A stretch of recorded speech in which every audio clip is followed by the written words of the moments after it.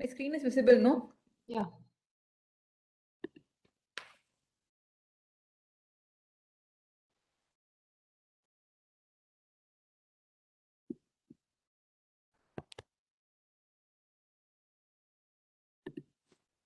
I think we can ask Sir to share his video till then, right?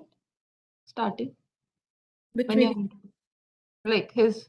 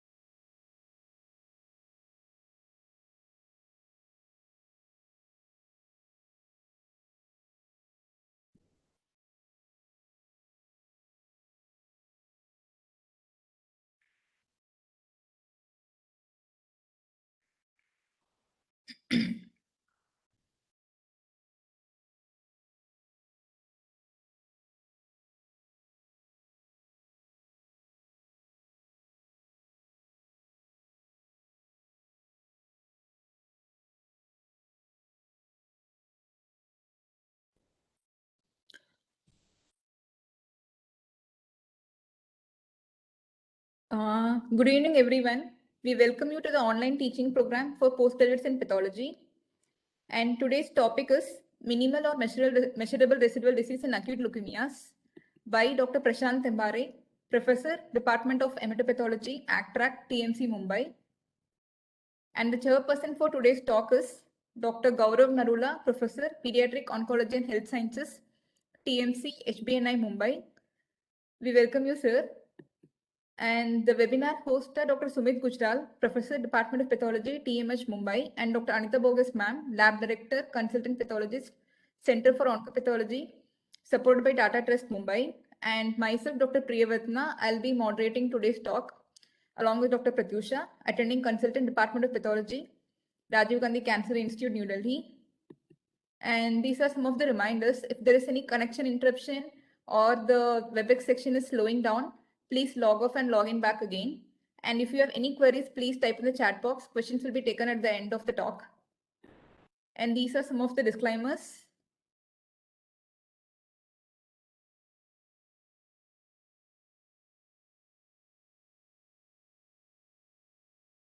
So now I invite Dr. Prashant sir to start the talk. Thank you. Let me share my, okay.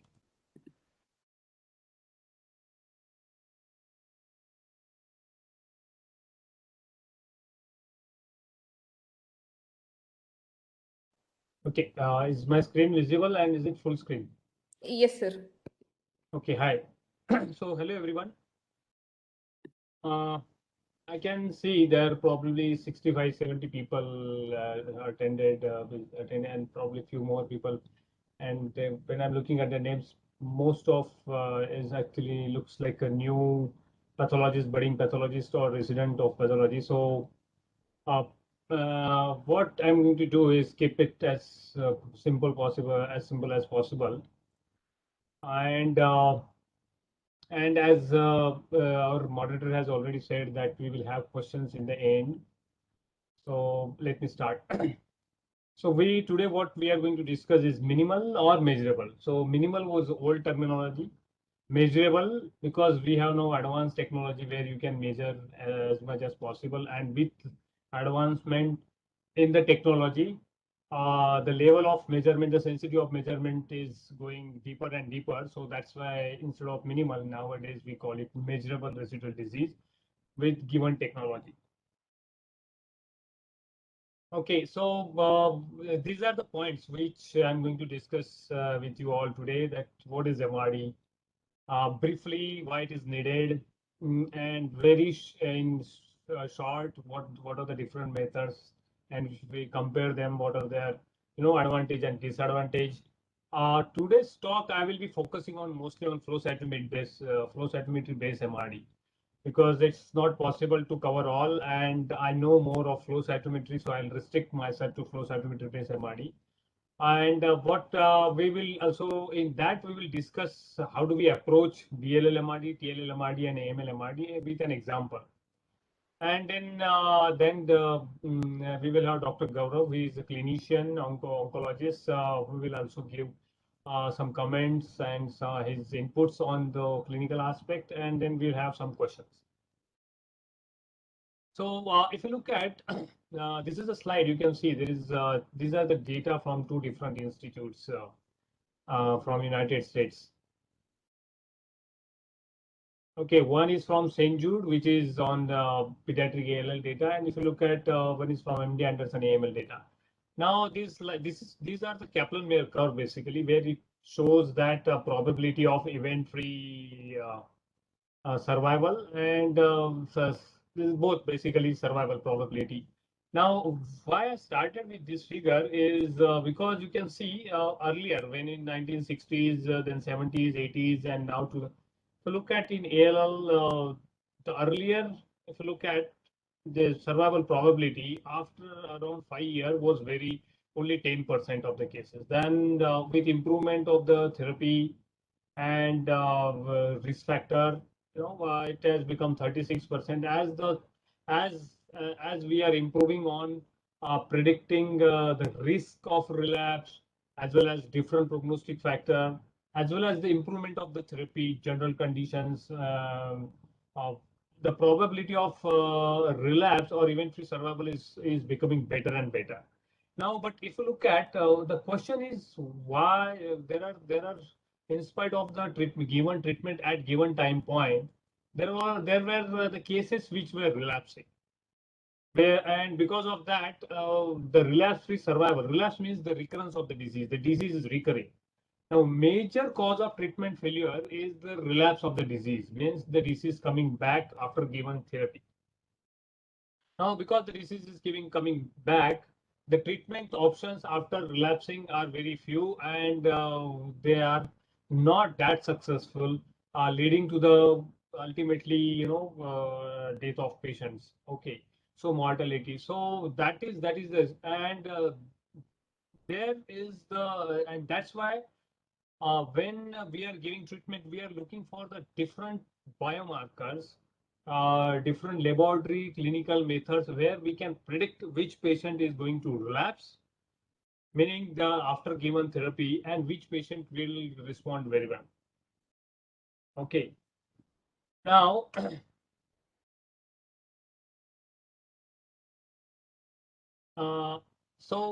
as I mentioned, one is when you look at the relapses, one is the inadequate therapy for the given disease. There may be, sometimes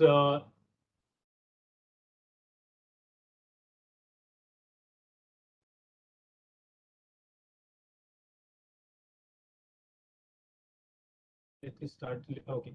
So sometimes because at that time the treatment is not adequate, which is not able to clear the disease.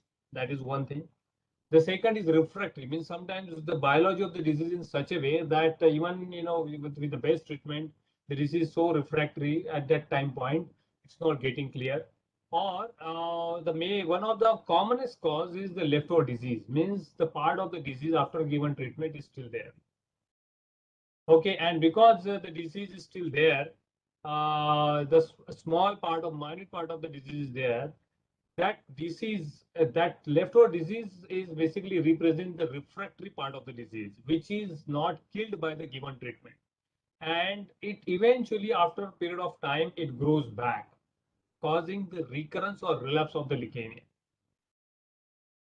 So ultimately, this is the ultimately whatever biology is there, whatever the treatment is given, whatever the host conditions are there, it leads to the leads to or results in a proportion of refractory disease or a small part of disease which is there, which ultimately after some time, relapse or grow back. Okay, so that residual disease. So we have to find out after given treatment, after the initial treatment, whether any leftover disease is there. If there is a leftover disease, that means we know that this patient is going to relapse.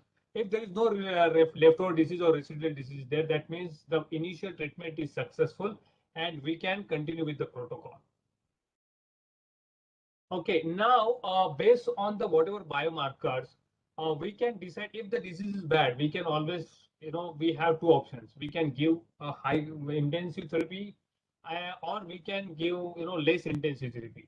Less intensive. If you give the less intensive therapy, then because this less intensive therapy will not clear all the disease, there is chances of relapse is high. Now, if you give intensive therapy, then it increases the cost. It causes the toxicity to the patient, which itself can cause morbidity and mortality, which is therapy-related death, or it can also cause eventually lead to the secondary malignancy, like secondary ML, therapy-related ML or therapy-related malignancy. So you need to balance the treatment, right? So that means what you have to adopt a risk adapted therapy. Means that you can we have to give the treatment intensive therapy to the high risk patient, and we have to give less intensive therapy with low risk patient, so that the low risk patient where patients do not have risk of much risk of relapse, you can manage those patients with less intensive therapy, and we can avoid the toxicity of the therapy as well as reduce the cost of the therapy and also avoid the probability of developing secondary cancer.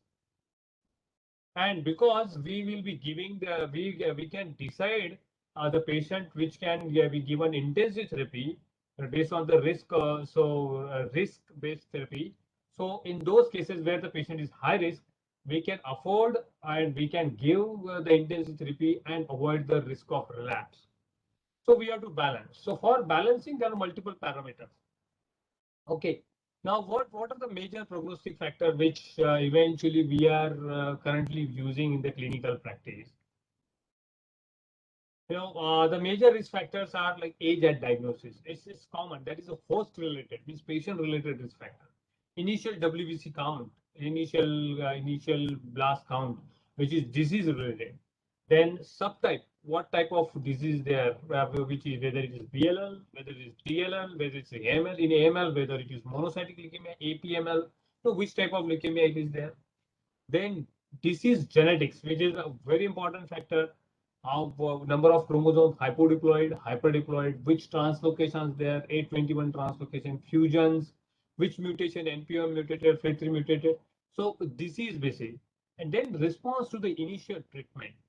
So how the given disease is responding to the initial treatment, which is very important, because at the end of whatever age, host-related factor, whatever microenvironment of tumor, whatever disease immunophenotype, or whatever genetics of the disease, ultimately it will can be concise or it can be evaluated based on the response to the treatment. Okay. And the response to the treatment, initial treatment, is measured by the leftover or residual disease after a period of at the end of initial treatment, which is also called as the induction therapy.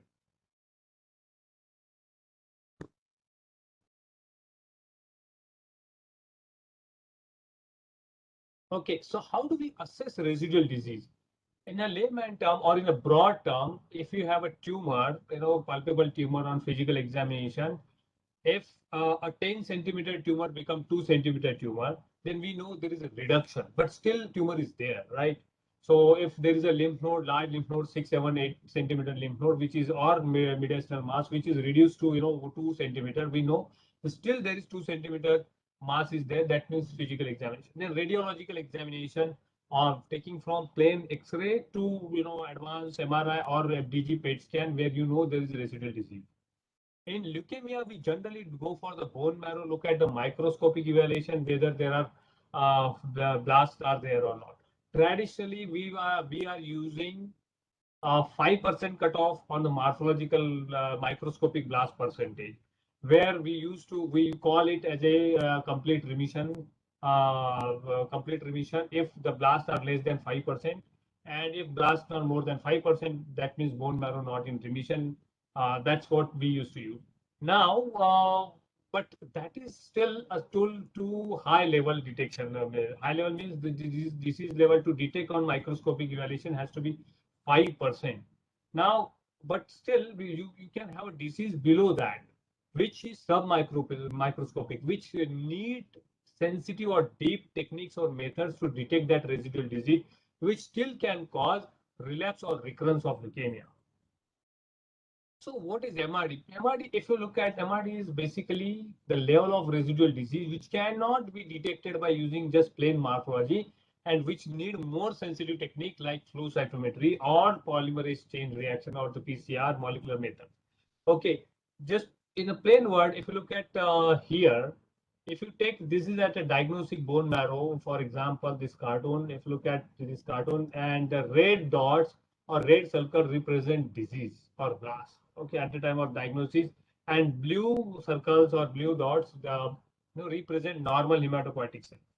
Now, when the patient received chemotherapy, the majority of the disease disappeared, but still a small proportion of disease can still be there, which is called as minimal residual or measurable residual disease.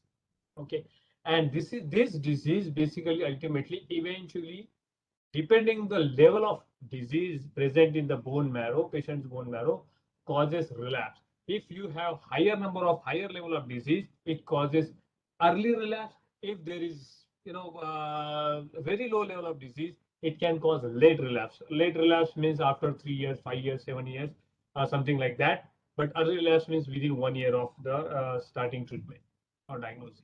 Okay. So why do we want to evaluate the disease? Once, of course, a need for identification of high risk patient, which I already mentioned, to decide whether to change, whether to identify a high risk patient.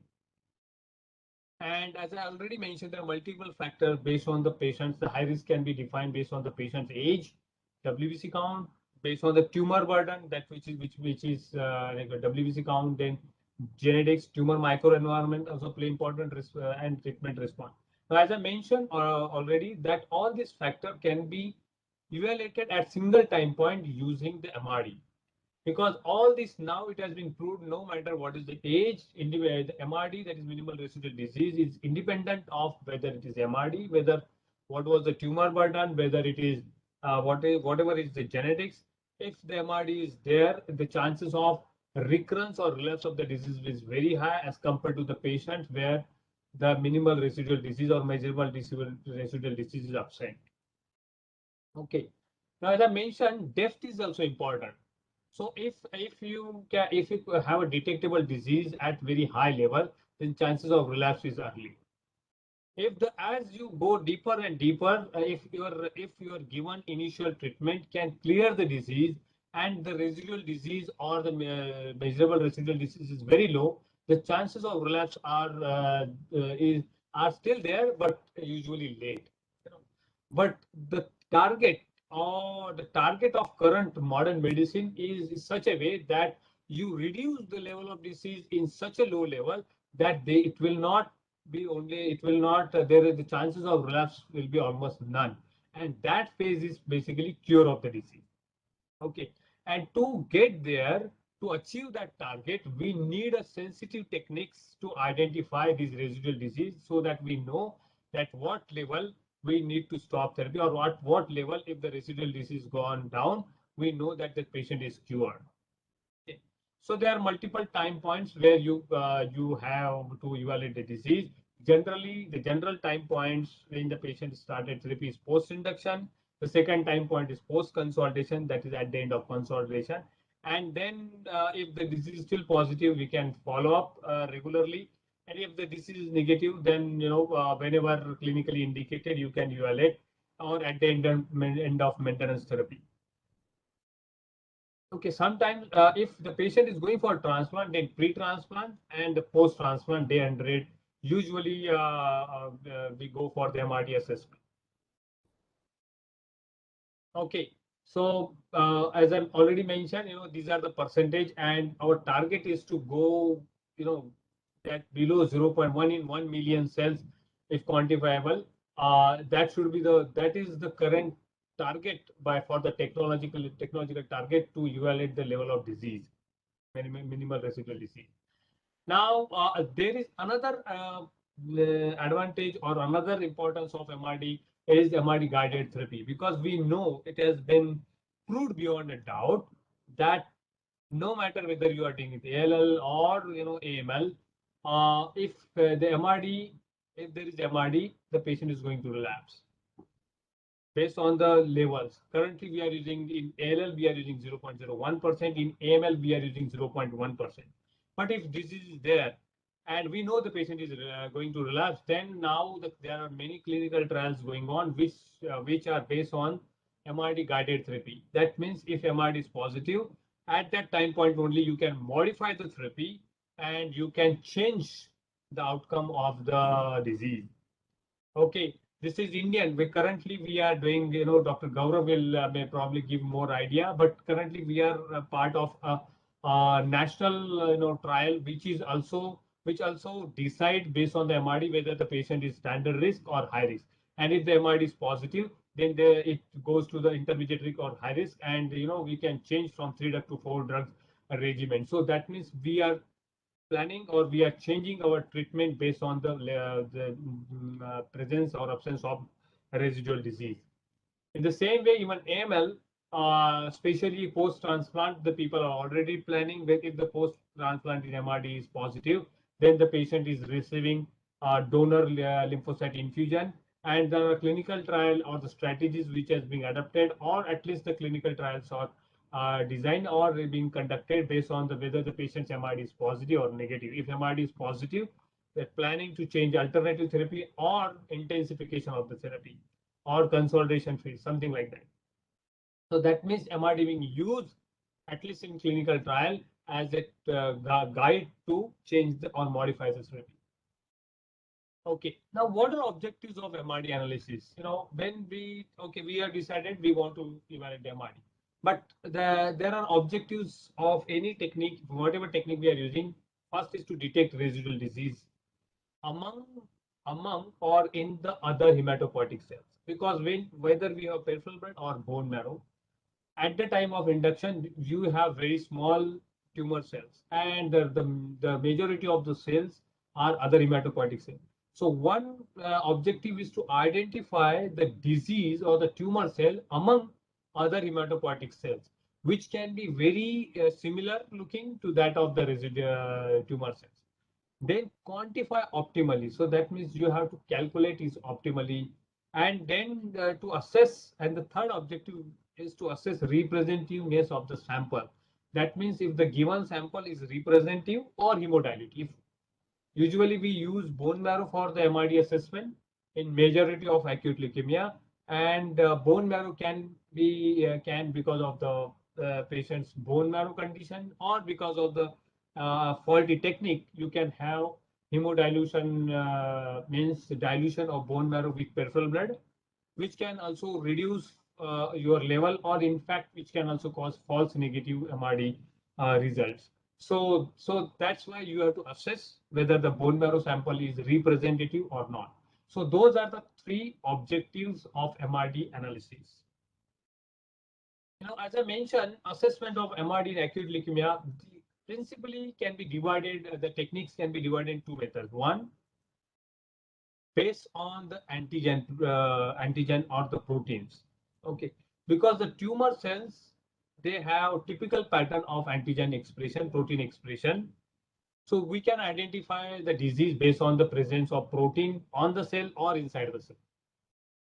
And the second is based on the molecular techniques, like either you have used a particular mutation, fusion, or rearrangements like T cell receptor rearrangement or immunoglobulin rearrangement based on that.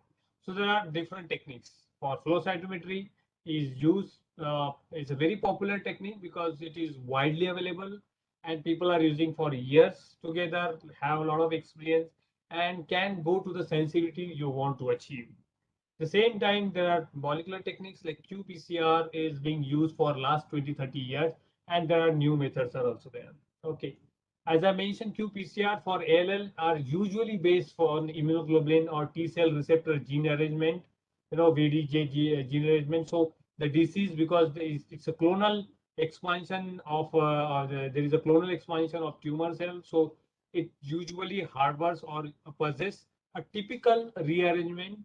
So if you know that which rearrangement is there in the tumor, you follow that rearrangement at the time of MRD evaluation, and you can measure how much DNA are there, DNA copies are there, which that particular rearrangement out of all DNA copies present in the sample, and you can quantify the disease.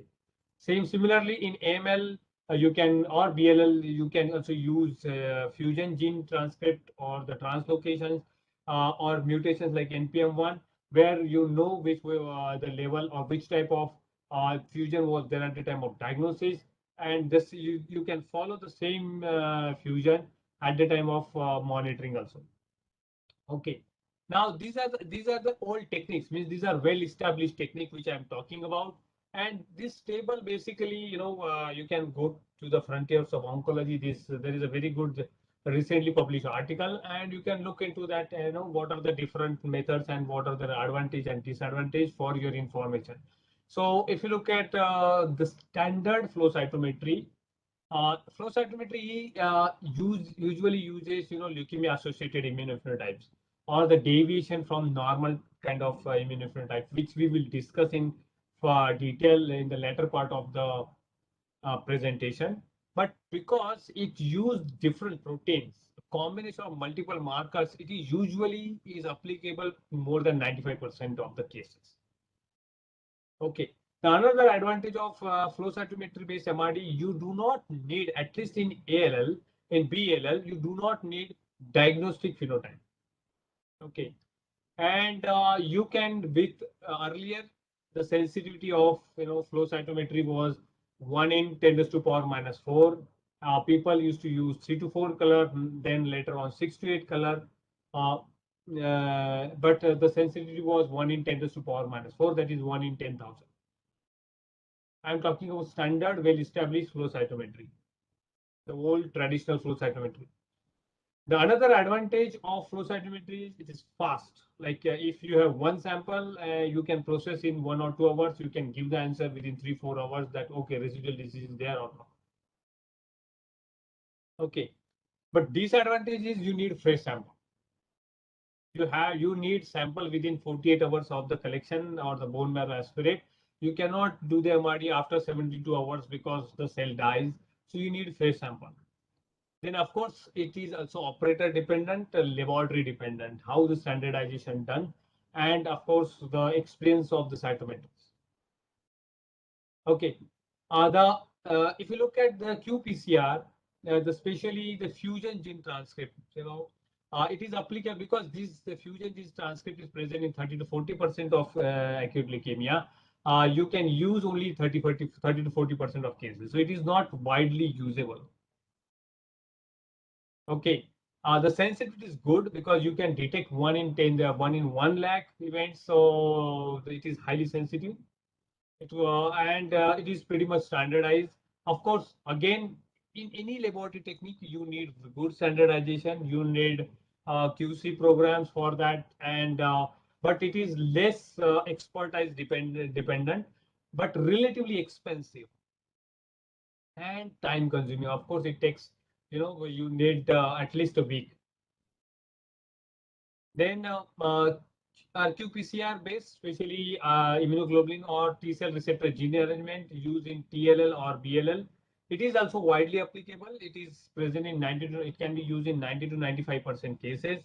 But again, you need diagnostic sample because you need to know what was the rearrangement at the time of diagnosis, and that rearrangement only can be followed up during follow. The disadvantage of this technique, that if there is a clonal evolution, for example, a part of disease at the time of diagnosis, if you have multiple clones and you have diagnosed major clone, you know that rearrangement in the major clone. but probably there was small clone like 1% which you could not detect at the time of diagnosis. But if that clone is still there at the time of MRD, there is a good possibility you miss that disease. Okay, so that is another. But it is again it is a highly sensitive, but it is laborious, time consuming, and relatively expensive technique. Now, recent 5 or 10 years, there's multiple advancement has occurred in all the techniques. So we know we have some advanced MRD techniques. One is next generation flow cytometry or highly sensitive, high sensitivity flow cytometry, which we will discuss in the latter part of the talk. So I'm not going to go into in that. Then another is digital droplet PCR or ddPCR, and third technique is next generation sequencing. Now, what is advanced, advanced MRD technique or what is digital PCR? So in digital PCR, droplet PCR, basically, in briefly, the PCR is instead of this amplification and all that, there is the given sample is divided into multiple droplets, like 20,000, 40,000 droplets, and the PCR happens in those small droplets, and that droplets, if there is a disease, it detects the amplification of the particular DNA or rearrangement, or the fusion proteins if it is there, into the remaining droplets. So if like 1 in 20,000 droplets or something like that. Okay. So and you can detect that. So the false positive is very low basically in DD, and it is relatively faster. So you can get results in 1 or 2 days. The next is, which is quite popular nowadays, is next generation sequencing, and it's complete different topic. So I'm not going into the details, but it also takes at least a week or 2 weeks. It is relatively expensive, technique, and still under validation. There are a few papers. There is data from our lab also, from especially in AML, but it is still we don't know whether we can rely and take decision in day-to-day clinics. But there are the new data are coming. The whatever is established, the sensitivity still is undergoing and improving. And usually there are multiple steps in that, which include library preparation, sequencing, and data analysis. The data analysis is basically bioinformatic based, and this technique is limited to very few bigger laboratories right now. Okay, so these are the advanced technique. And coming to the advantages and disadvantages, the next generation flow cytometry again can be used more than 95%. In fact, practically, if you look at BLL and TLL, it goes almost 98%, covers almost 98% of the cases. It gives 1 in 1 million cell kind of sensitivity. So we ourselves have established in BLL and TLL 2 into 10 raised to power minus take kind of sensitivity. So it's highly sensitive. Again, cost is cheaper, $30 to $40 or 2,000 to 3,000 in the laboratory if properly standardized. As I mentioned, it is if the person is if the technique is well established and the person is properly trained, technology is properly trained, it is highly accurate. And of course, if you look at disadvantages is, as I mentioned, like any technique, you need proper training and education and proper standardization. You need to participate in the different ECOAS program. Similarly, ddPCR again can be applicable to 90 to 95% of the patients. Again, the sensitivity 1 in 10 raised to power can go up to 1 in 10 raised to power minus 5. Again, and the NGS again can be used for more than 95% of cases. These are not depend on the diagnostic rearrangement, because you can detect all clonal rearrangement at the time of MRD. And but as I mentioned, it is expensive and applicable to up to, in AML at least it can be applicable to up to 70 to 80% of cases. In ALL up to 90 to 95% cases. but sometimes it can be difficult to discriminate from the background, because you can still have clonal rearrangement of not disease. You can because we all person or patient are always go constant rearrangement in the T cell or the IgH rearrangement because of the exposure to different antigens. So the clonality does not always mean residual disease. So there is a good possibility of false positivity in this type of in this type of techniques. So these are some advantages and disadvantages of the technique. And as I already mentioned, the time is important. Right now, the fastest technique is flow cytometry based technique, because it can give you result 3 to 4 hours, and it can be used in a clinic, because once you have a patient there in front of you, you know the hepatitis disease. Next day only you can take the treatment decision, and it is pretty cost effective. If you look at the US or Europe, it up to $350, but if you look at India, it is 3,000 or 4,000, depending on the which panel you are using. Okay. So now henceforth we are going to focus on the MRD analysis using flow cytometry based MRD analysis basically. Because I know there are majority of the participants or students, I will just touch on briefly on the principle of flow cytometry for them. How flow cytometry works. How do we detect antigen? So we have a cell which on the surface we have different proteins which acts as an antigen with epitopes. Okay, and there are multiple antibodies which are monoclonal antibodies which has been developed against these proteins, these epitopes, these antigens. So if you take a cell and incubate this cell with a monoclonal, means the specific antibody which will not bind to the other proteins present or on or inside the cell, and these antibodies are already tagged with fluorescence or fluorescence proteins, which has a tendency to give fluorescence light after exposure to the laser light. So when such cell come in front of the laser through the flow cytometer, the laser light hits this fluorochrome, which are attached to the particular antibody, which is attached to the particular protein. Okay, and after heat coming in front of the laser light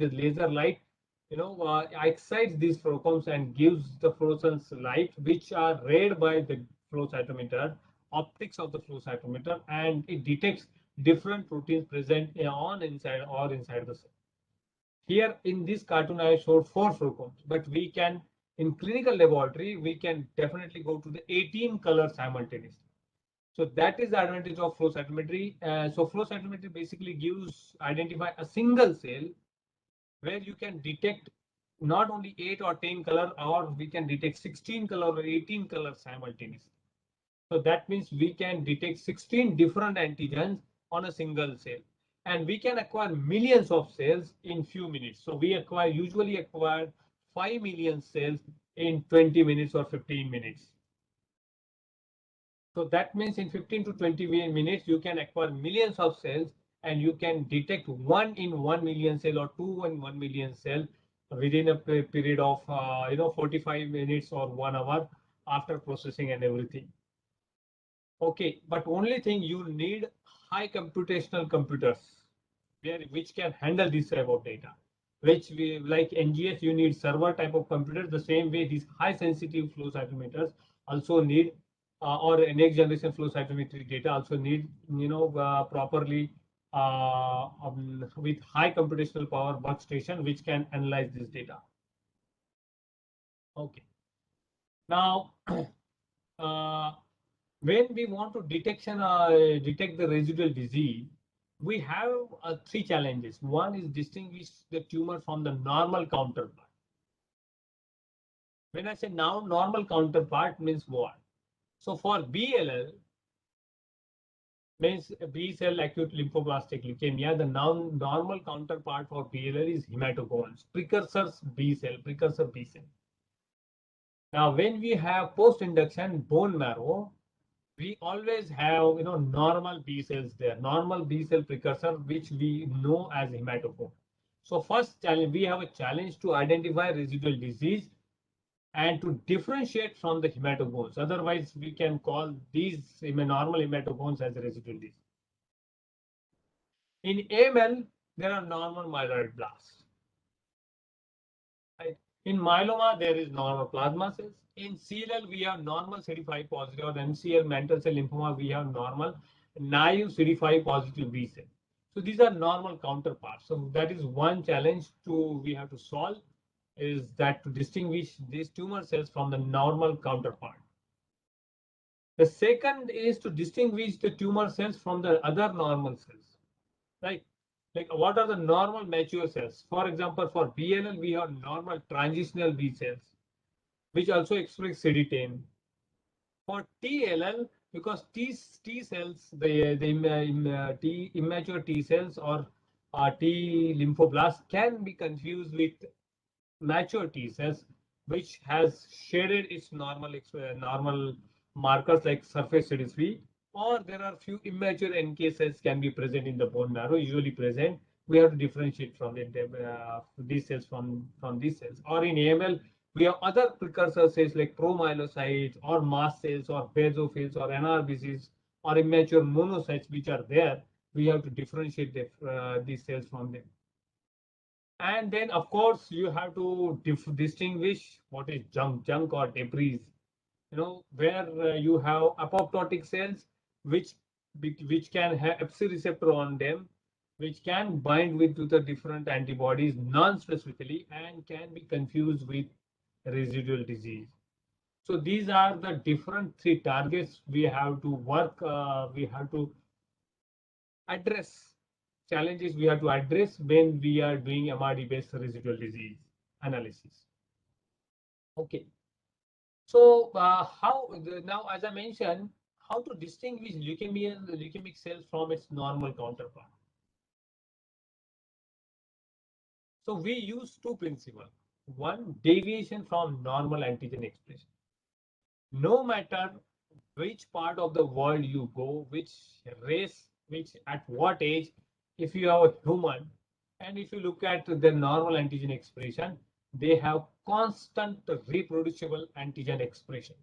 Constant reproducible antigen expression. Because antigen expression is tightly regulated by underlying gene expression or which is present in our DNA, which more in all human beings, almost 99.99% is the same. And that's why our protein antigen expression is same. But tumor cells show some, because it has abnormal genetics, it also which results in deviation or the changes in protein expression, which is called as a deviation of antigen expression from that of normal. So what we take when we evaluate this antigen-based analysis in MRD analysis by using flow cytometry, we use this information to evaluate whether the antigen expression is deviated. And if there is a deviation in this antigen expression, that means these are not normal cells, these are abnormal tumor cells. Okay, what type of deviation we see? We see under expression or loss of antigen. As this picture is in that you say no, which there should be something there. We expect some antigen or some part of the protein should be there, which is lost. That means there is a loss, means deviation. Under expression or decreased expression means deviation. That is one thing. The second is overexpression. Something which should be there in particular quantity, which is increase in the normal than the normal. That is called as overexpression. Then asynchronous expression, mismatch. As you can see, you expect your eyes and teeth and mouth on the head. But if these are on the feet, that is asynchronous. That means at some stage of the development of cells, certain type of antigen should be there and certain sort of antigen should not be there. But if you see at the different level of maturation, if you see unexpected antigen expression, that is called as the asynchronous mismatch antigen expression. So we use these three principles to define deviation from normal. Okay. And then second is aberrant antigen expression. Means, for example, aberrant antigen expression means lineage fidelity antigen expression means what? If you have antigen B cell antigen in myeloid cell, or if you have myeloid antigen in T or B cells. So something which is not, should not be there. Like here, bird should not have a dog face, but if you have like that, that means completely aberrant, you know. So if that type of there, that is called as aberrant antigen expression. That is another approach which also help you in 15 to 30% of cases, or 30 to 40% of cases in AML or in BLL, not in 100% cases. When we combine both these approaches, it goes almost 98% in BLL, 95% in TLL, and 85 to 90% in AML.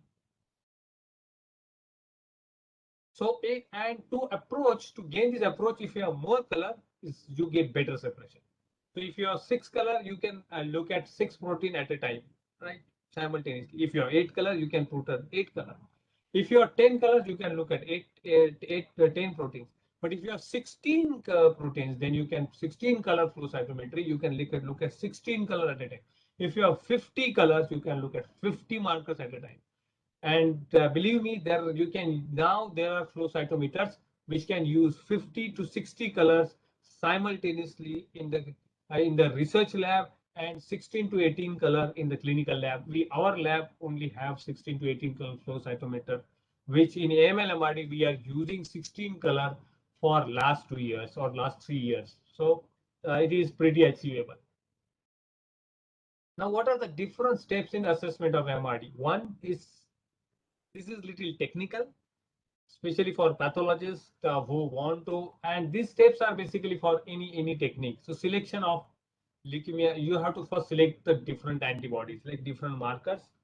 Then acquisition of sufficient number of events. As I mentioned, sensitivity is important because we want to know what level of residual disease is there, because it can predict the duration of between the relapse from the starting of the treatment. So number of events, so sensitivity. So if you acquire more number of cells, you can, if you acquire 10 million cells, you can get 1 in 1 million kind of sensitivity. If you acquire 100 million cells, you probably can go, but you cannot handle that type of data. Right now, we can handle 10 million cells easily with the given with advanced graphic cards and workstation. You can get very good gaming kind of workstation within 3 lakh or 4 lakh rupees, which can be used. Then analysis of data. Then next is the analysis of data. So you need particular software to analyze the data. We have multiple software. Euroflow has come up with the software where you can you can go for the automated analysis also, where you do not need human mind. The data can only tell you the AI based or the PCA based technique can already detect, okay, this is disease, this is normal. You can detect. Of course, you need supervision, human supervision. There are multiple algorithm based different AI based algorithms which can also detect the disease, which are under development. And then the last step is the calculation of residual disease. How to calculate the percentage of MRD in all leukocytes, all nucleated cells. Okay, so these are the 4 steps of assessment of MRD: selection of marker, acquisition of sufficient number of cells, analysis of the data, and the calculation of residual disease. Okay, so let's start with BLL MRD. As I mentioned, to know what are the cells which are deviated from the normal precursor cells or normal hematocones, for that you have to know what are the normal expression, what are the normal patterns. When I use pattern word, pattern means the something which repeats itself, right? Something which repeats itself is pattern. So what are the patterns of antigen expression? Means which are the markers which are repetitively shows the similar kind of antigen expression. That is pattern. So we need to know what are the different markers. And what we use is some basic backbone. So which are the different markers? We use CD45, which is leukocyte common antigen LCA. which is used in all flow cytometry of laboratory. Then precursor antigens like CD34, CD10, which is commonly expressed in DLL. Then CD38, which differentiate between immature and mature cells. Then we need to have anchor markers like CD19 and 20 B cell markers. So these are the commonly used backbone markers to identify precursor B cells. Once you identify precursor B cells, the next is to identify normal precursor versus abnormal precursor. Okay, so I'm just showing this pictorial image. You can see how the cells develop from normal precursor. So in the how the development occurs in normal precursor. You can see these are the earliest precursor B cells. Then next stage of precursor, then they becomes mature, then becomes mature B cells, and then there is a plasma cell. So this is how the cells develop from earliest immature B cell precursor to late stage of the last stage of B cells, which is plasma cells. They undergo. So this part of the B cell precursor occurs in bone marrow. The rest of the development occurs in peripheral blood and other lymphoid tissue. And ultimately, plasma cells again goes to the bone marrow back and they rest there. Okay, so we need to know using different markers what are the patterns of this maturation of normal hematogones. Okay, or hematoma. So we start with anchor protein or the gating marker, that is CD19 for the B cell.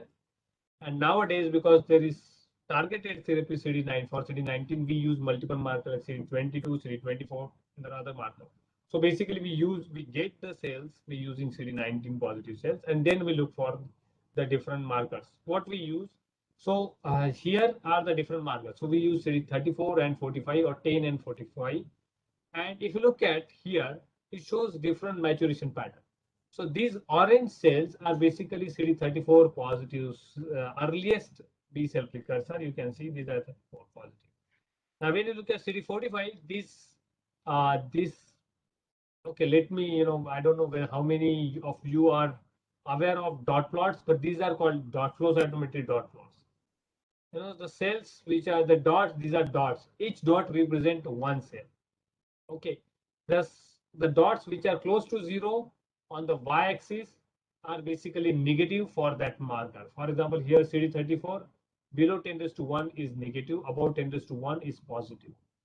The same way for on the x-axis for CD45, the cells which are close to 0 or less than 10⁻⁴ is basically considered negative. The cells which are above that are considered positive. So here, so the green and everything is positive. Here, the orange are positive. So that means the orange dots are positive for CD34, but for CD45, it is weak. When I say weak, that means the antigen density of CD45 is low. When I say negative, that means that antigen is absent. When I say moderate, that means the antigen density is moderate. When I say bright, that means the antigen density is high. Okay. So if you look at these dot plot, there are cells which are 34 positive, and we all know 34 is a marker precursor cell marker. So that means these are the earliest B cell precursor because these are our CD19 positive. And there are cells which are 34 negative. There are green dots and there are blue dots which are 45 bright. Okay. The same way, if you look at these dots, these are CD10. Okay, CD10 positive, and there are CD10 also shows variable expression. And then so if you look at these patterns, you can imagine what type of pattern is there. You can see the pattern is this type of pattern is there. The same way is this type of pattern. So we always follow this type of pattern.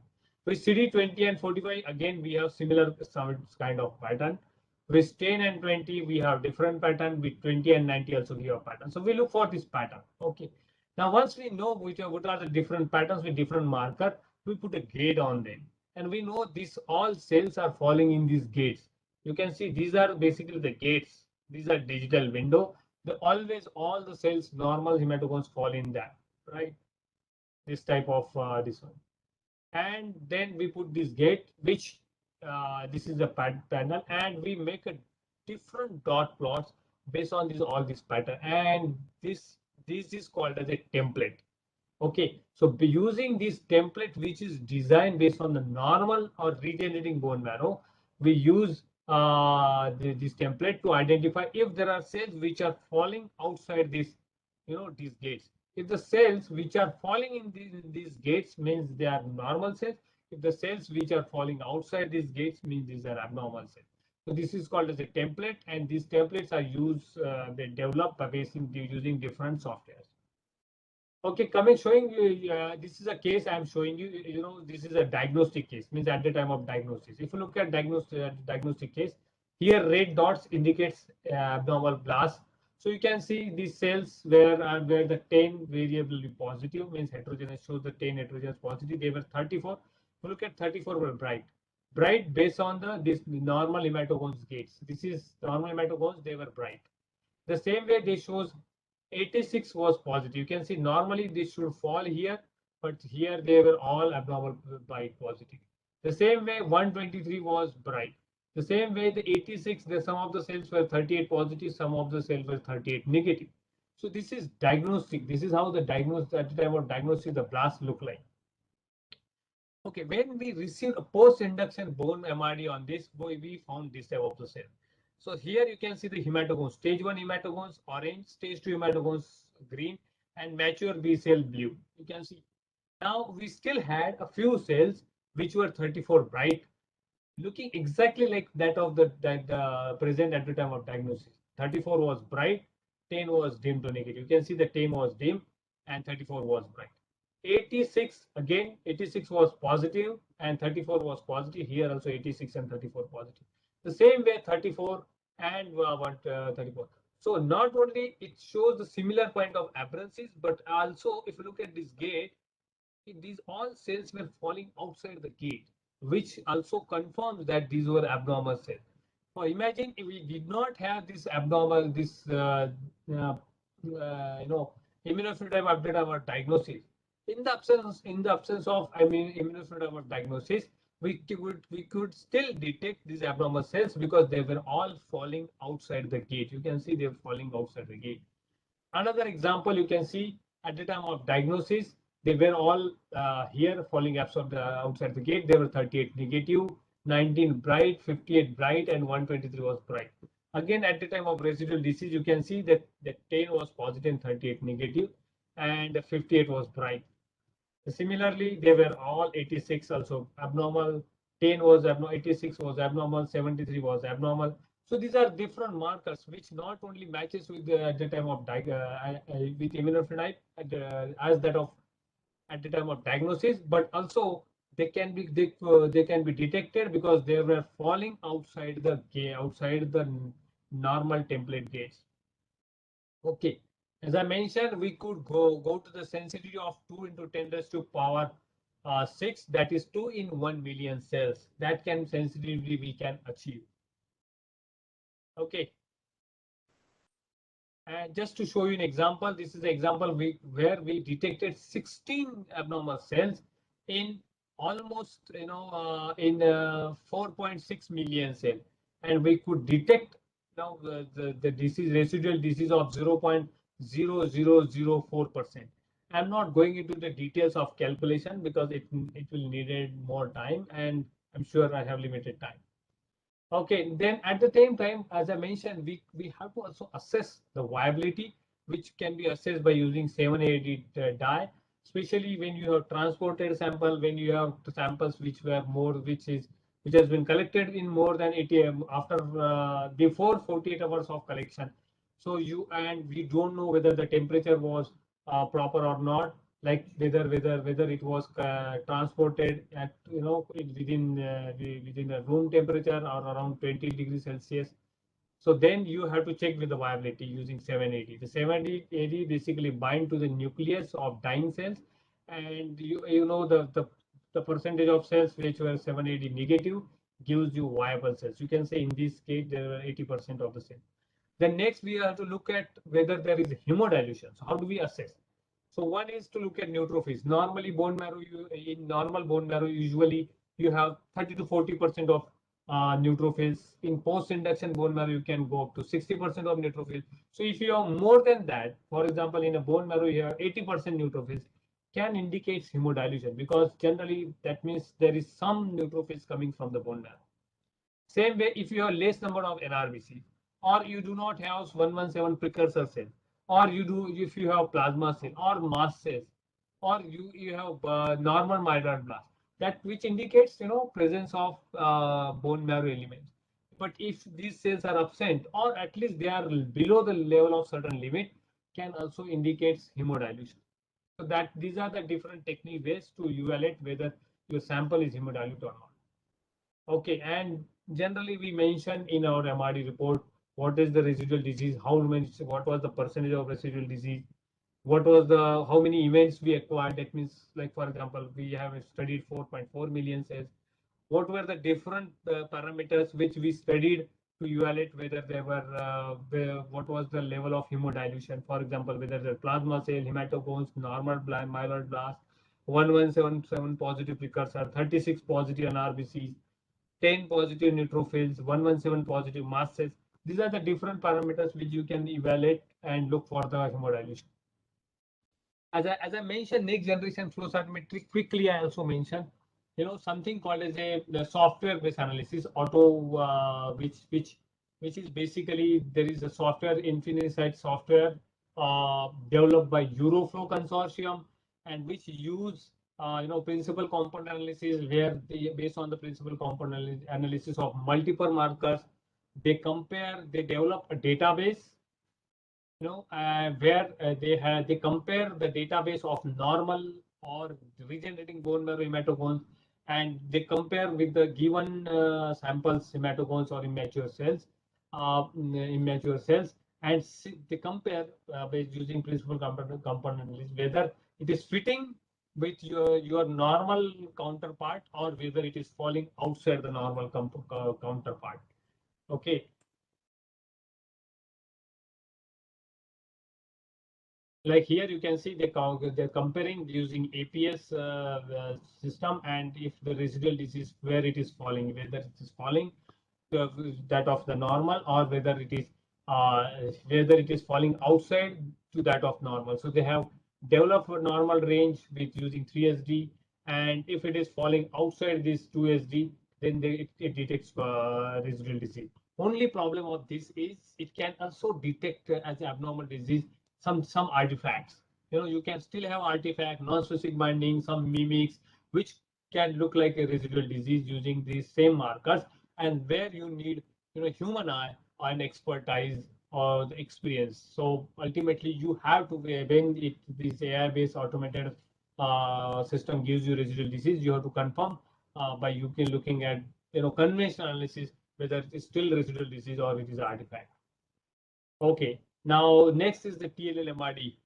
If I can go ahead if the moderator thinks I have a time, or I can stop here. Can moderator can indicate Privardhana or? You can continue. You have time. Okay, so I will take like 15-20 minutes, I guess, because there is TLL-MRD and ML-MRD to cover up this part. Okay.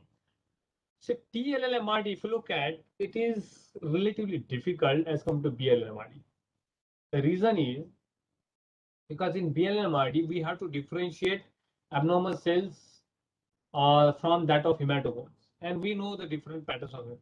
In TLL-MRD, if you look at principle-wise, it is simple because in bone marrow, the T cell development occurs in thymus. So all immature T cells are present in the thymus.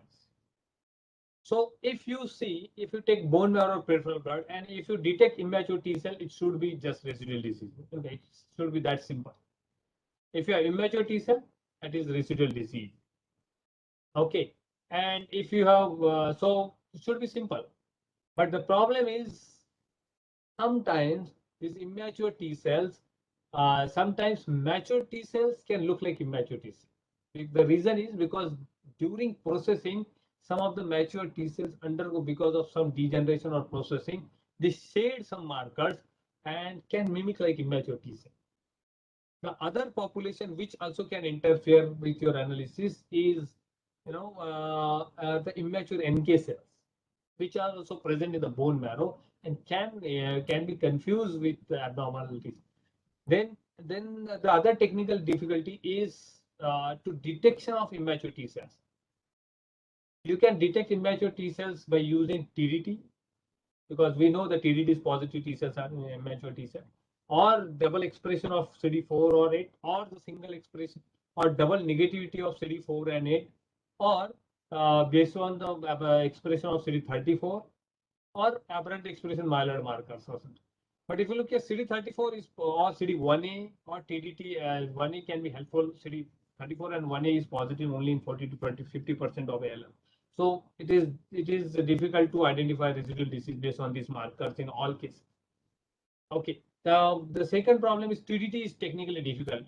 At the time of diagnosis, you can detect TDT expression in only 80 to 85% of cases, but it is still difficult in MRD cases. Now, because it's a cytoplasmic process, sometimes it can give non-specific binding also. So it is also difficult. Then based on CD48 negative and CD4 positive expression can be detected, yes, we can detect. But CD48 positive dual expression is present in only 30 to 40% of TLL, and majority of TLL, that is 50 to 60%, are CD4 and it double negative. Now, when we have CD4 and it double negative cells, the immature NK cell can interfere with your evaluation, because immature NK cell can also express cytoplasmic CD3. They are also express markers like CD7, CD7, and they can also have a small proportion of CD8, and can be negative for mature NK cell markers like 1656 or 94. So there is a problem. So that's why it can become tough, and we need to adapt an approach which we have recently published last year. So I'm going to take you to that approach.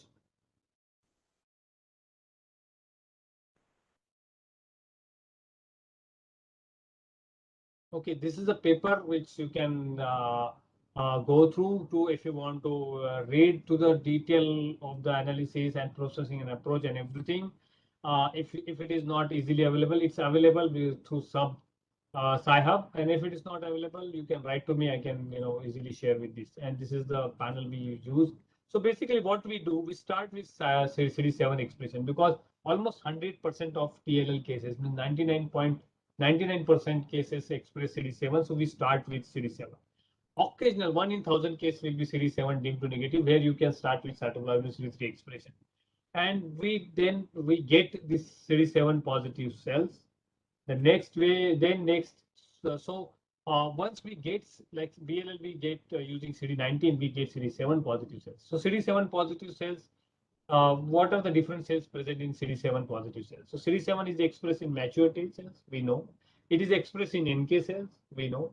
They also express in regenerative myeloid blasts. This is very important. Some subset of myeloid blasts regenerating bone marrow can express CD7. CD7 is also normally present in a subset, a good subset, that is almost 10 to 15% to 20% of plasma cytoid dendritic cells. And finally, of course, TLL or residual disease can express CD7. Okay, so how to identify and exclude all these normal cells or the cells which can interfere with MRD. So you start with CD7 positive cells, then using surface CD3, we exclude all mature NK T cells, because mature T cells express surface CD3. So surface CD3 negative, we take surface CD3 a negative positive population, unless at the time of diagnosis surface CD3 was positive. And only 3 to 4% of, or even less than that of normal TLL shows moderate or bright expression of surface CD3. Otherwise, 97% of cases are either express dim surface CD3 or negative surface CD3. Okay. Now, next is, once you exclude surface CD3 positive mature T cell, the next is to exclude all NK cells, because NK cells also are present in this.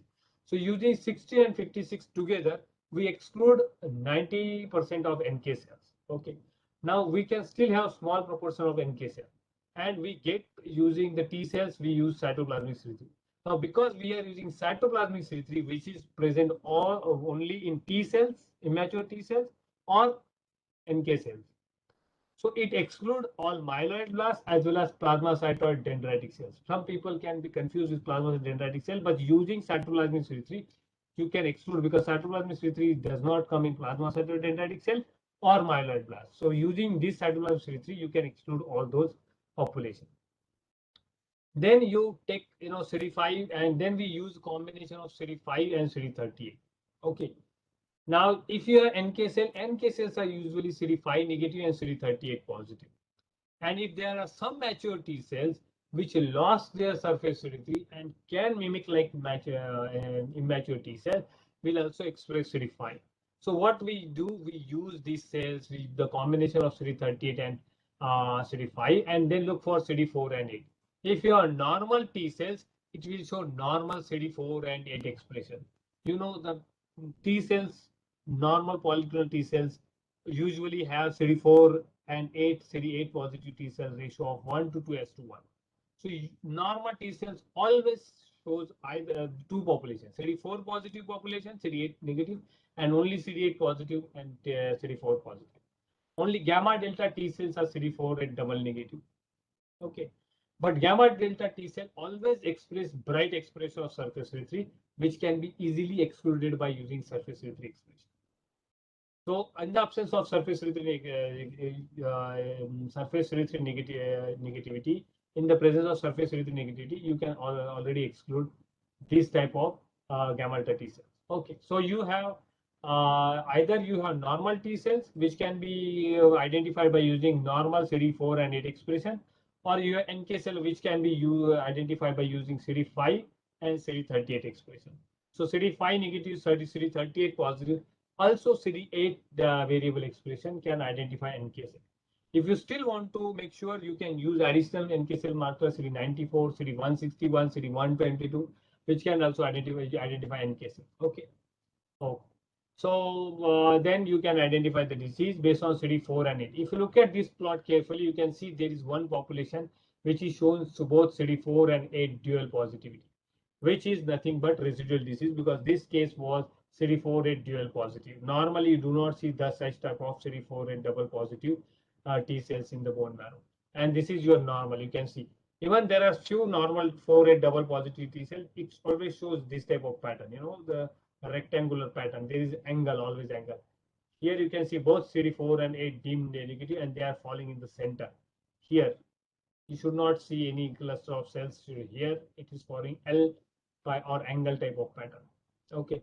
Any NK cell, you have always have a subset of NK cell CD8 positive cell. So you can identify NK cell by looking at CD8 expression, CD38 expression, and negative CD5 expression.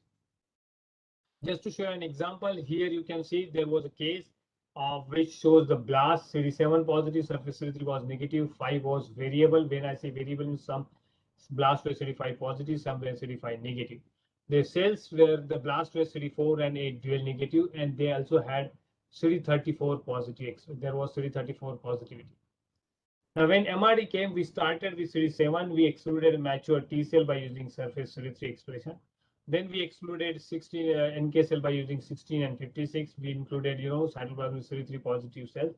So thereby we excluded all plasmacytoid dendritic cell as well as myeloid blast. And then we look for, CD4 and 8. You can see CD4 and 8 was negative, and even the subset of the cells were CD34 positive. So this is how we identify residual disease. And as I mentioned, it can be helpful to identify high risk disease. This is the data from TMH only. Okay. Now coming to the AML-MRD, AML-MRD is little tricky and difficult. You need a lot of experience, because when it comes to AML-MRD, you have to differentiate abnormal myeloid blast from a lot of myeloid, we'll say lineages. We have myeloid granulocytic cells like, myeloid blast, committed myeloid blast.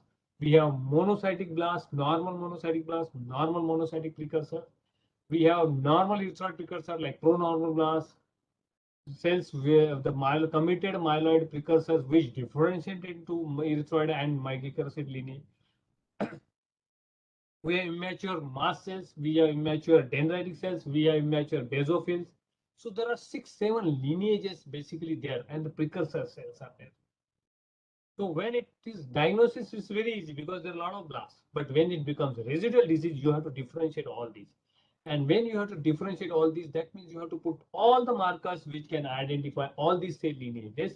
And then also you have to use add the markers which can give you patterns to differentiate from the normal these cells, as well as you have to add common markers, commonly aberrant commonly expressed aberrant markers like B cell like CD19 or T cells like CD56 and CD7. Okay, so that's why it becomes important. Now I will just show you few plots where you see how the myeloid was differentiated. So here what I've done, I have gated CD34 positive cells, that is, and I'm trying to show you how they mature. You know, it's difficult, but I try to understand the concept if you do not know. And if you want to know the details, you can always, go through the different presentation in the different workshops, and or the old data, or you can always go to the laboratory who is already doing this type of assays, like ours or the other laboratories. So if you look at, I have gated here CD34 positive cells, that means these are all precursors. Now here the blue cells indicate hematopoietic stem cells, earliest stem cells which are before committing to the B cell or myeloid precursors. Okay, before any precursor.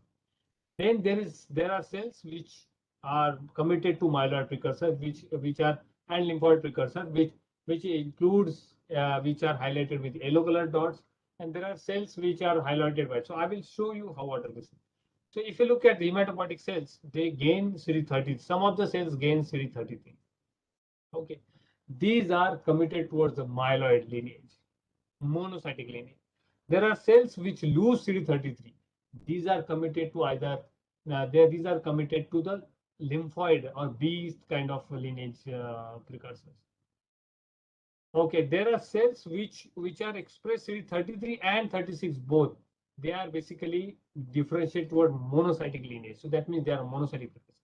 There are some cells which are 33 is there, but intermediate level or moderate level of 33 and moderate level of 36. These are differentiated towards dendritic cell, plasmacytoid dendritic cells or myeloid dendritic cells. And there are some cells which are losing CD33 and gaining CD36. These are erythroid precursors. So just be using combination of two markers. That either you can say through two markers or four markers like 33, 34, 45, and 36. Once we get 34 positive cells, using these two markers, we can look at difference markers. We have hematopoietic stem cells, we have myeloid committed precursors, we have lymphoid, we have monocytic, we have dendritic cells, we have erythroid cells.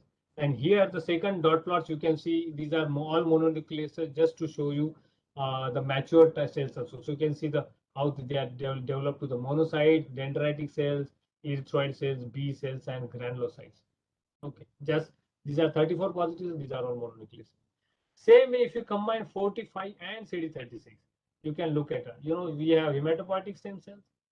The sum of the cells which has gained CD45 are basically monocytes, monocytic as well as dendritic cells. You can see these are monocytic. There are few cells which are showing the CD45 moderate, they are granulocytes, and there are few cells which have lost CD45. These are erythroid cells.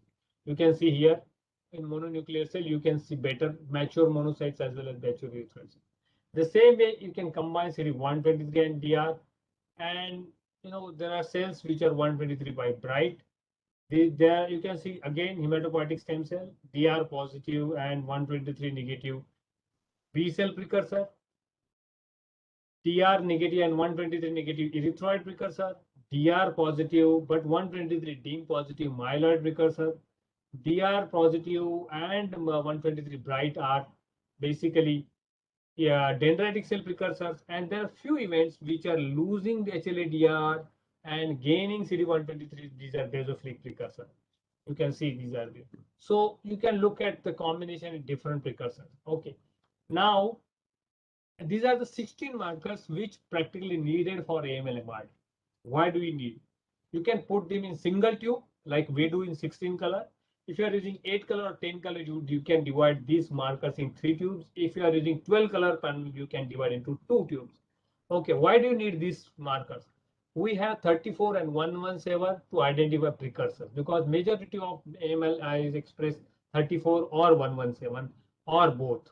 Okay, so to identify precursors, and then to identify stem cells, we need CD38 and 45, because stem cells earliest precursors are usually 45 bright and CD38 dim to negative.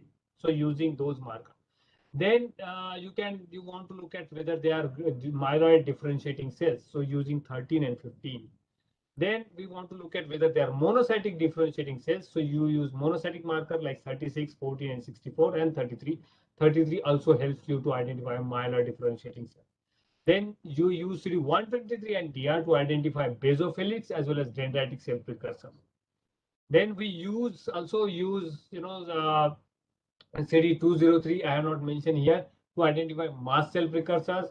And we have also markers like CD7, CD90 and CD56 to identify aberrant lymphoid markers. Okay, just to show you the overexpression and underexpression, because I already mentioned these are the deviation from the normals. These are normal blasts expressed at this level of CD30.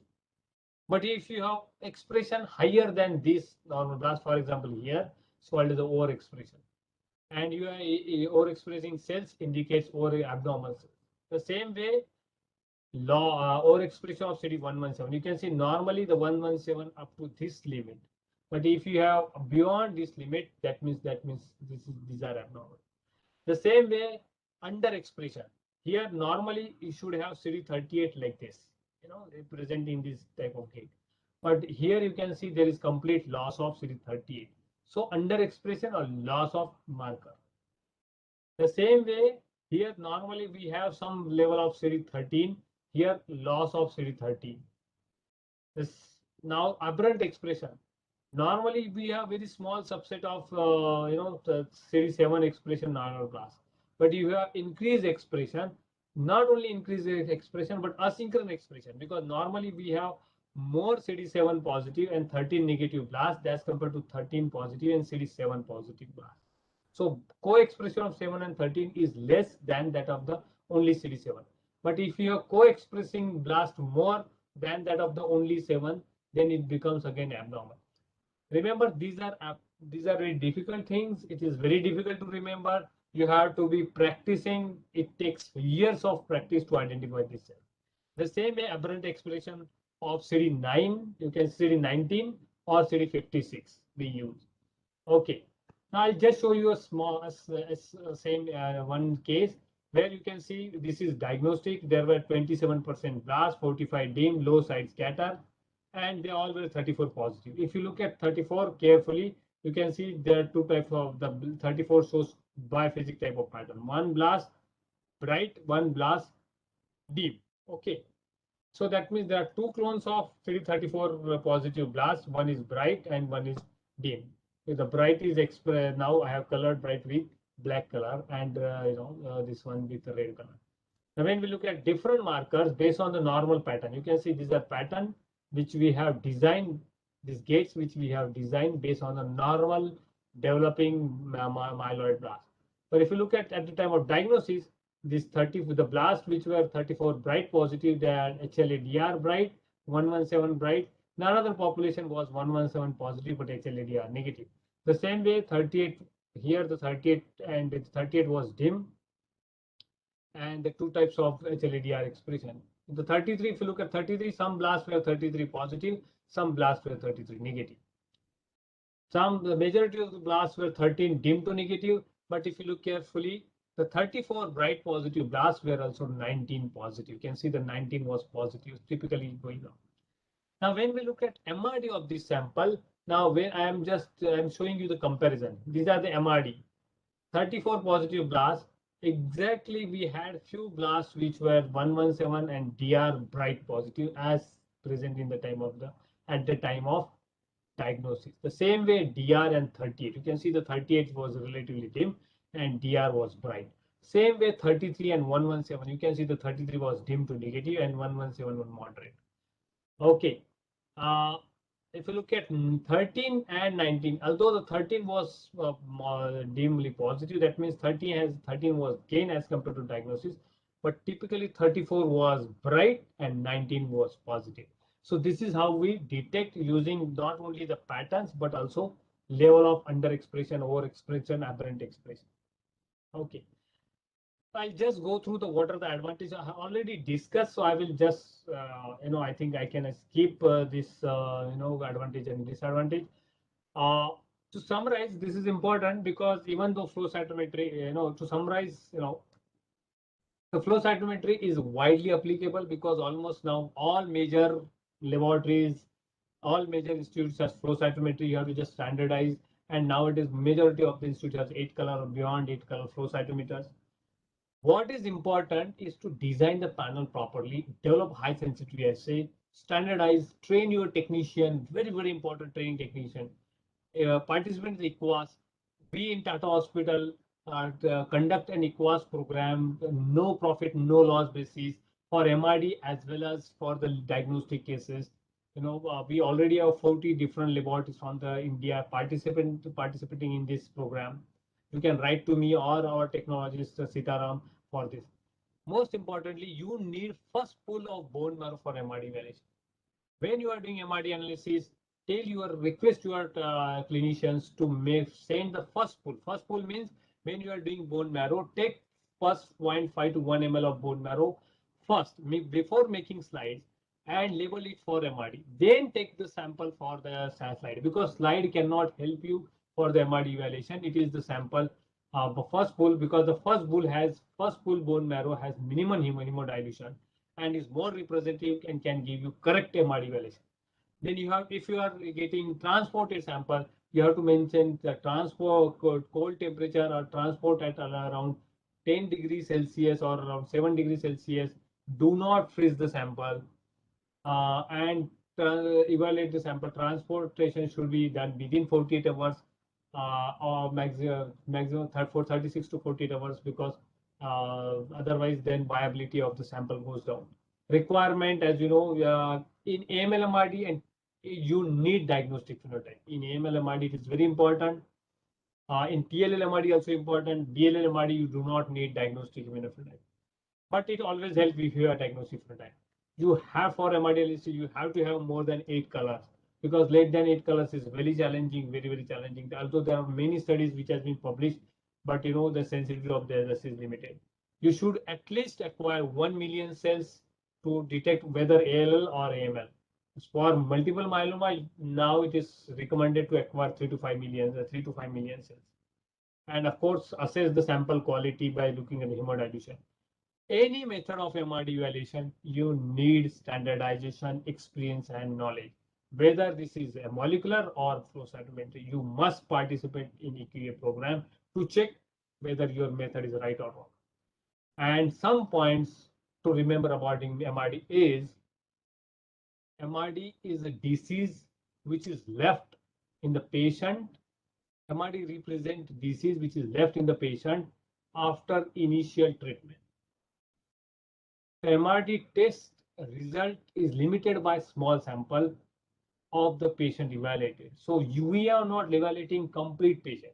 It is one time point and one sample, because sometimes disease can be patchy, so it may not be represented.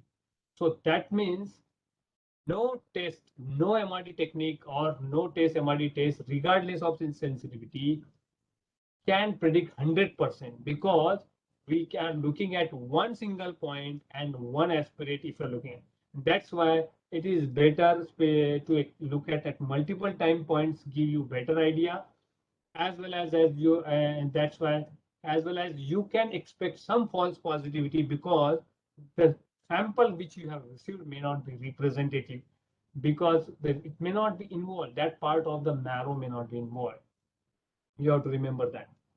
The second point you have to remember that mutations or the clonality or the abnormal cells does not always means cancer. You can have clonal reactive cells, clonal T cells with rearrangements. You can have mutations like CHIP, which can be there in even normal person. So that doesn't mean always residual disease. So you have to know the specificity and limitation of your assay. I think with this, I will end my presentation, and I will stop sharing. And I would request Dr. Gaurav Narula, who is our oncologist, senior pediatric oncologist, to continue with his comment and to share his experience from our institute. Uh, Dr. Gaurav. Hi, sir. Sir, you can share your. Yeah. Well, Prashant, thanks a lot for that very, very lucid explanation. I think, I heard you so many times giving this talk, but every time I hear you, some of my own cobwebs get cleared. So I'm sure that it was very, very deeply appreciated by those who are listening. So, what I wanted to highlight over here is that if you can see my screen now, is it all good? Yes, sir. Sir. Yeah, great.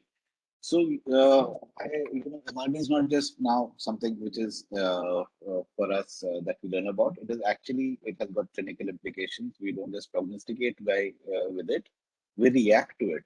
So now, Prashant, you already showed this slide from the St. Jude data, and this is the similar from the Children Oncology Group. Most of North America, St. Jude is a single institution. And they've also shown how, ALL outcomes has been improving and now is into the 90%. But over here in India, we remain hovering around the 70 to 80% mark. So basically, though we think we made great strides, essentially we are still 4 decades behind. They had achieved this in the 1980s. So we must remember that, we are way behind. And this chart tells you how the developments came and what impact they had. So in the 60s, it was essentially palliative. Combination chemotherapy came in the 70s, and the first time we started getting cure rates, so only around 20%. Then, cranial artery was added. That caused a big jump to, 30 to 50%. Then came risk stratification and intensifying of therapy. So supportive care got better, more transfusion, antibiotics, etc. got available. So we could intensify the therapy in the 90s, and that's when 50 to 60% rates started coming. But by the 2000s, we were ready to drop cranial artery. The biggest jump was by cranial artery, and we were ready to drop cranial artery. And the biggest reason we were able to do that was because of MRD risk stratification. Now, you must remember this has in the early 2000s was a paper, classic paper, which came from the COG group, which became the basis of all MRD studies around the world after that. And this allowed us to give less intensive chemotherapy to those who did not require it. And now, in the last 2 decades, we have actually been looking at de-intensification. So, what MRD has done for us in the timeline of management of leukemias, from the time I studied it when I was in medical college in the 80s to now, it's completely changed. That time we were thinking, let's make the treatment more and more intense, we'll get more cures. And now we're looking at making it less and less intense and more targeted, more and more stratified. And the one single thing which has made that possible is MRD. And the reason for that is that it is more important to know what, never judge a book by the cover, never judge a person by what they look like, but by how they behave. And the same thing holds true for the ALL now, and for, in fact, all acute leukemias. It does not matter what it looks like. It may look like bad disease because it's got all these poor prognostic markers, this, that, this cytogenetics, that cytogenetics. But the ultimate important thing is how it behaves. If it behaves well, good behavior, good boy, is responding to the treatment, it doesn't matter what else it had. And I'll just show you quickly from our own icicle data, which is this trial from the early 2012s. We were planning it, and it's a multi-center trial, and it's the first one which has brought MRD into an organized fashion in India. So in this data, which was recently presented in the SIOP International Pediatric Oncology meeting last month, by my fellow Ankita Pandey. We analyzed patients from 2013 when we had started piloting this trial in our protocol in our center. And from March 2018, we actually entered the randomized controlled trial. So this is actually pilot data where patients were not randomized. They were risk stratified, but not randomized. This was the risk stratification. So it contained a combination of factors, both which indicate poor biology like high counts and bulky disease and bad cytogenetics, and also how it behaves. That means early prednisolone response in the first 8 days and MRD response at the end of induction. So a combination of these factors was used to stratify, and initially, and of course post-induction, the stratification was changed based upon the MRD. Those who had MRD high disease, treatment was intensified. If a patient was previously stratified and had MRD negative, then they remained in the initial stratification. So this, in this pilot study itself, we accumulated more than 1,600 patients, out of which final eligible for analysis was 1,400. And we had some 79 induction deaths during this period, so less than 3 to 4%. And the rest of them who completed induction all had an MRD analysis. Now, this shows the EFS and overall survival of the entire cohort. And as I showed you, despite all the improvements, we are now right now just where the global north was 3 decades ago. So we've at least moved up a decade as a result of this trial. But the striking thing was that the moment you divided them into MRD negative and positive, look how the gaps, how the curves separate. So now MRD negative is having above 80% outcome. What it's pulling it down is the MRD positive disease. And same goes for overall survival. Now, if you can see, overall survival of MRD negative disease is approaching 90%. But what is pulling it down is MRD positive. So within the very first, we are seeing the impact of MRD. What we also saw was those who are MRD negative but still detectable. And we found that MRD detectable disease, but negative, that means less than 0.01%, but still detectable, is still doing as bad as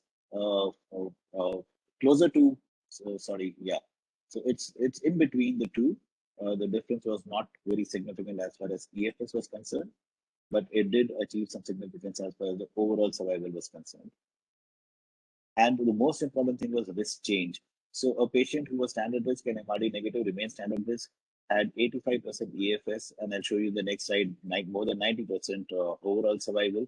But if they changed their stratification from initial standard risk to high risk because of being MRD positive, the outcomes dropped to 67%, which was as bad as a patient who was high risk upfront. So this is how the MRD has been impacting, outcomes and how we react to it. So when we analyzed univariate analysis, we found multiple factors responsible, but on the multivariate analysis, apart from the MLL rearranged and a baseline TLC being high, the most important factor remained end of induction MRD. So this is just to drive home the point that now it is MRDs is the fulcrum of treatment for us, and the most important thing now for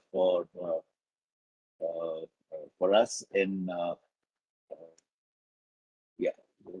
sorry, I'd like to stop sharing. Yeah, here it is. So the most important thing for us in ALL management and leukemia management has now become how it behaves.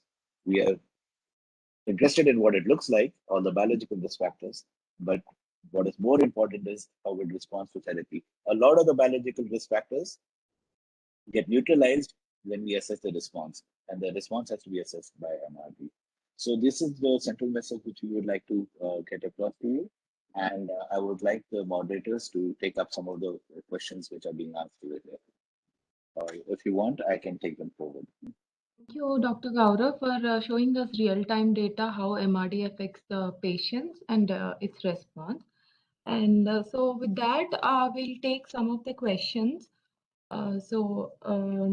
The first question is to Dr. Prashant. There's a question from audience, is the aberrant expression is seen normally or it is a part of disease? So can you throw a light on what you call as an aberrant? Usually when you say aberrant can be defined by using the antigen, intensity of the antigen expression, as well as the antigen which is not expected there. For example, CD19 in myeloid blast is completely aberrant. You never express. Okay. So CD19 expression is completely aberrant.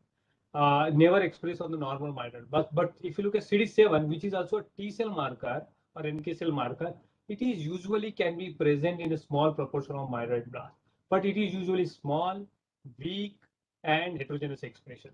So that is normal in regenerating bone marrow. So some of the markers can be present in normally, but their intensity is different as compared to the complete abnormality. So same way CD56 normally brightly if normally dim to negative variably expressed, but it is bright if it is brightly expressed then and is clustering, then you have to take it as abnormal. So these are the differences. But there are some markers like in BLL, if you look at 117 positive expression, so you have to take it as abnormal. So that way, but and there are some markers like 13 and 33 can sometimes hematogones, particularly early hematogones, can show dim expression of even 13 or 33. So these are there are these aberrant markers are also present in normal precursors, but their intensity is very low. Some of them are completely absent.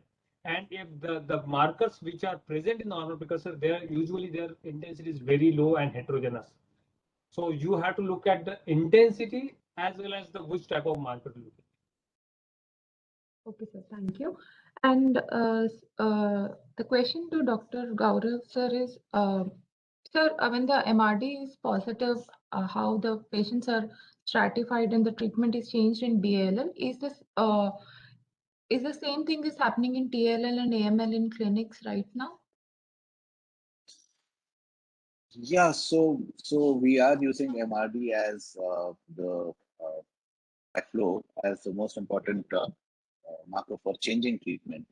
So right now in ALL, the strategy is that uh, for any patient who was risk stratified lower, if they are MRD positive at the end of induction, the treatment is further intensified at the end of induction.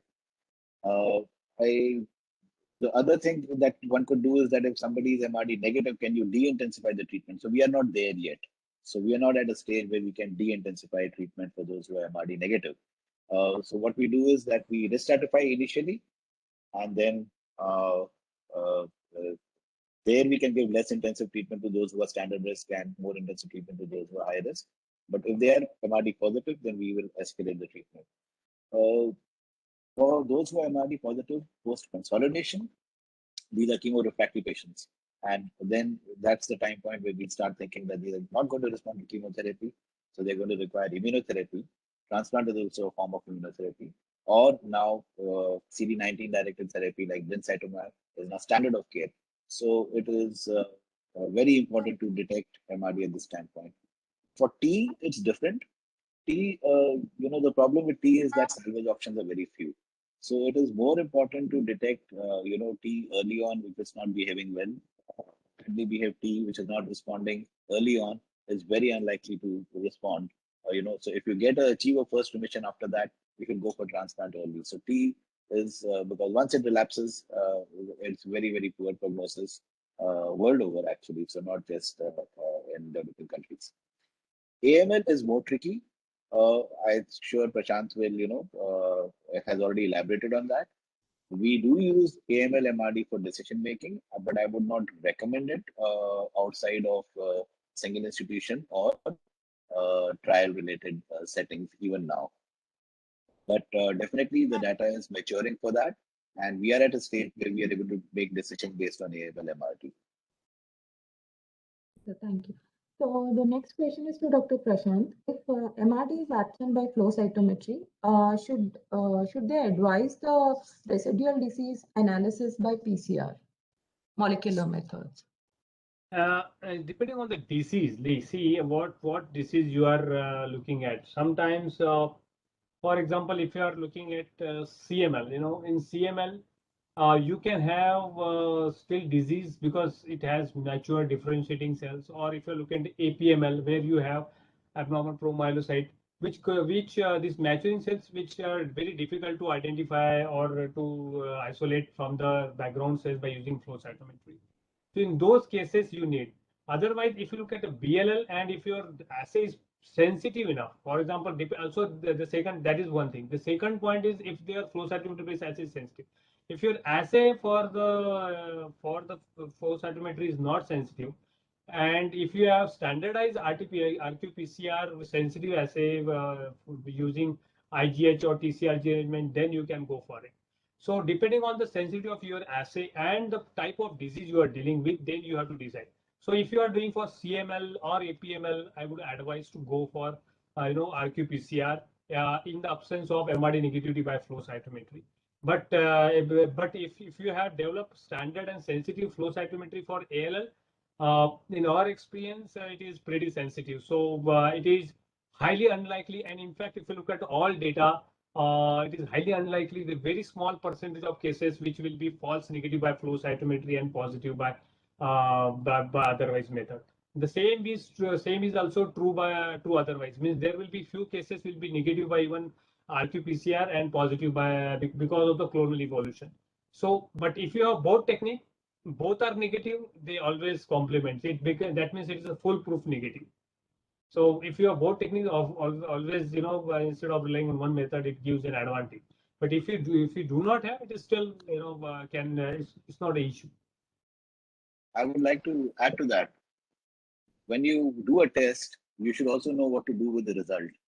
So it's very important. We know how to interpret the flow cytometry MRD, but if, let's say, the flow cytometry is negative and it comes positive on Sanger sequencing or next NGS, because that's we can detect a 1 in million over there, or even grower sensitivity.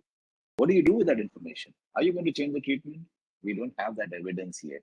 So that is why I would also say that if we don't know what to do with that information, if your protocol does not involve it, it may not be very advantageous to look at it. With that, we have come to the end of the session. Thank you very much, Dr. Prashant, for your elaborate and lucid talk.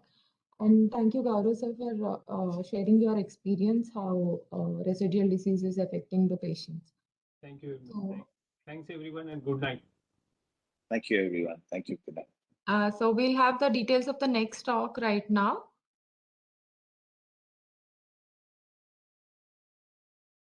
You can scan the QR code for to get the connection to the Telegram group, where you will be getting the updates about the next talks. And the next talk is a slide seminar in hematology by Dr. Jyoti Kotwal and Dr. Richa Chauhan. Thank you, everyone.